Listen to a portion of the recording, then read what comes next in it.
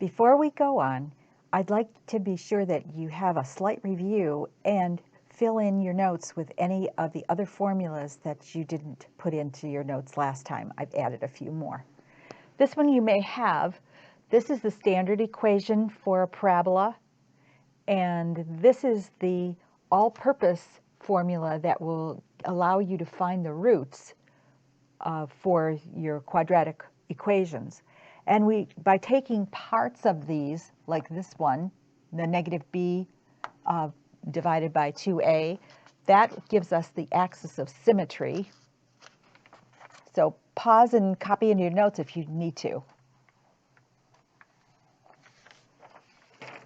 Next, we have some equations that give you some indication of the roots that you're finding if your parabola is going to cross the x-axis 1, 2, or no times. And that is part of that quadratic equation that you just copied down. This part is under the radical sign. And by doing this equation, by filling in the coefficients of the a, b, and c terms, you're going to be able to decide whether it's that calculation is less than, equal to, or greater than 0. In those cases, you're going to be able to just follow the directions here. If it's less than 0, then we have no real roots. In other words, it does not cross the x-axis.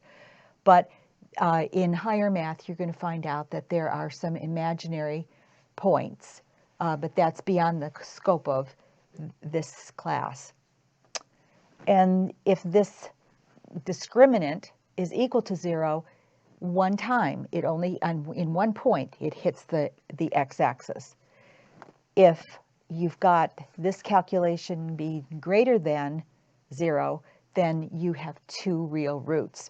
So basically what we're saying here is you would have no roots in this case because it doesn't hit the x-axis. You'd only have one root here because it only hits the x-axis in one point. And in this type of a parabola, you would see 2 real roots because it crosses the x-axis twice. So be sure this is in your notes.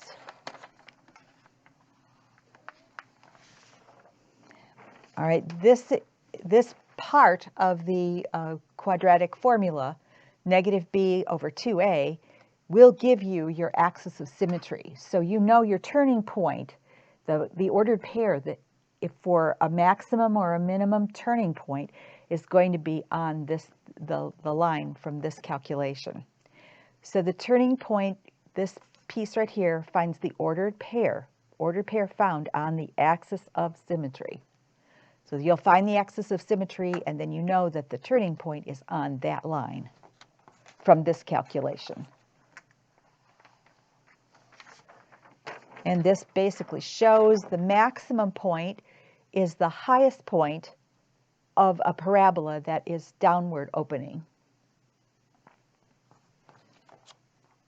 And the minimum point is the ordered pair of the turning point of a parabola with an upward opening.